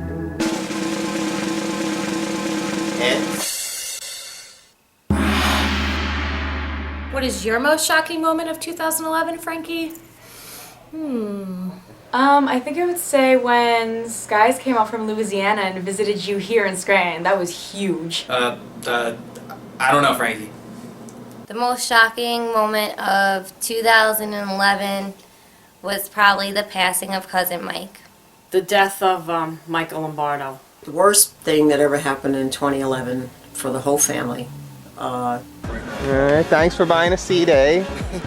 You're welcome, I got one too. No dad here, unfortunately. During the summer of 2011, Michael Lombardo, Frankie's 30-year-old cousin, was looking to shake back after a consistent amount of setbacks. Gotta find like somewhere to go with all our people and get ready mentally, like focus on who I have to wrestle. Take one person at a time. We were trying to get him to go to Louisiana. I was gonna pay for his trip. He had told Grandma and I that he really needed to shake back between owing his mom about $5,000, not recovering too much from the car accident that he had somebody's legs get chopped off years before, losing his job, his license, just all those things must have caught up with him. It must have been too much to bear. December 14th around 12 o'clock in the afternoon, and I got an unexpected call from Debbie Lombardo. His cable went out that day and things were silent. So it's quiet, like there's a moment of silence happening right now. Also, if you look at the last thing Frankie taped while Bardo was still alive, he was singing Someone Like You from Adele. And I'll find someone like you, Lexia. And the song that was playing in the background when Frankie found out he died.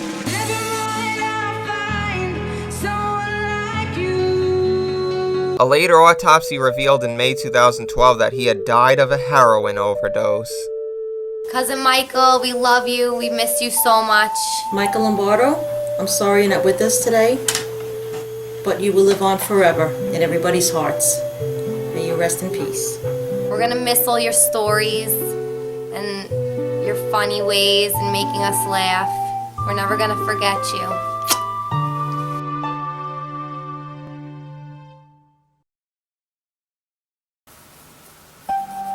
And there you have it. Rarely do we see tragedy strike our family. So it was just no words to describe that we had to lose somebody. Just 11 days before Christmas. Moment of silence. There you go for my most shocking moments of 2011. I'm Frankie the Lucky Dog. What will go down for 2012? Deaths? Lottery winnings? Comps, good things, experiences, I have no idea. So I'm just gonna have to witness the year. Everybody's gonna have to find out next year when we count down my most shocking moments of 2012. So again, the multi-talented Frankie the Lucky Dog, signing out.